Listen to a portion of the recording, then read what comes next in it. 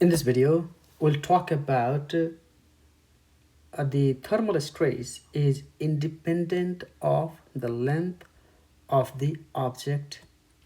So let us consider we have a rod, a metal rod, and this metal rod is at a certain temperature and the temperature is increased. When the temperature is increased, then the length of the rod will change. And then we will show in this video that the thermal stress that causes this change in the length is independent of the original length L naught. Okay, so how are we going to do it? Let's see it. So first, let's calculate what is the change in the length of the rod due to the change in temperature. So the change in length due to the change in temperature is given by this equation. The delta L is the change in the length.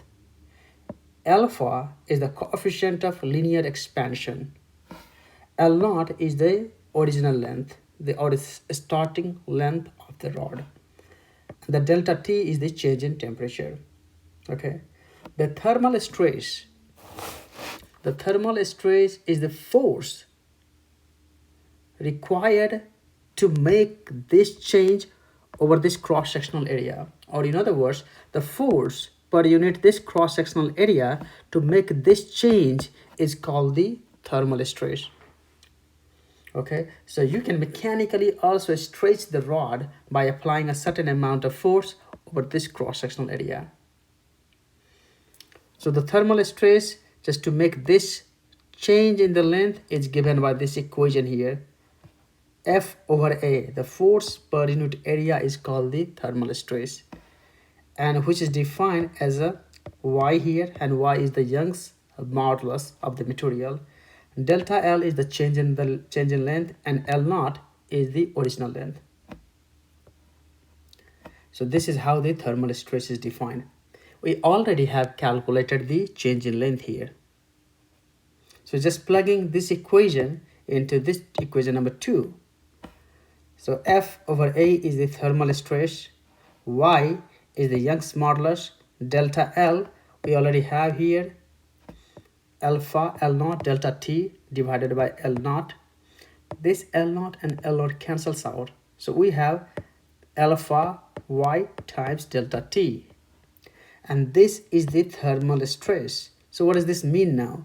So this thermal stress, it does not depend upon the length of the rod. It simply depends upon the 3 parameters. The one parameter is the coefficient of linear expansion. The other is Young's modulus and the change in temperature. But it does not depend upon the original length. Or you also can calculate the force required to make this change, the change in length. And this is given by, if you just multiply both sides by the area, then you can calculate the force. And the force is given by this equation. Okay. So here are the 2 things that you need to keep in mind. The thermal stress is independent of the length, and the change in length is directly proportional to the original length. The greater the length of the rod you have, the greater will be the change in the length. But the thermal stress does not depend upon this, the initial length. It only depends upon the constant parameters, which is the linear coefficient of linear expansion, Young's modulus, and the change in temperature. So this is it from this topic. Again, if you have any questions, write down your questions in the comment section below. And do not forget to like, share, and subscribe the channel. Thank you very much.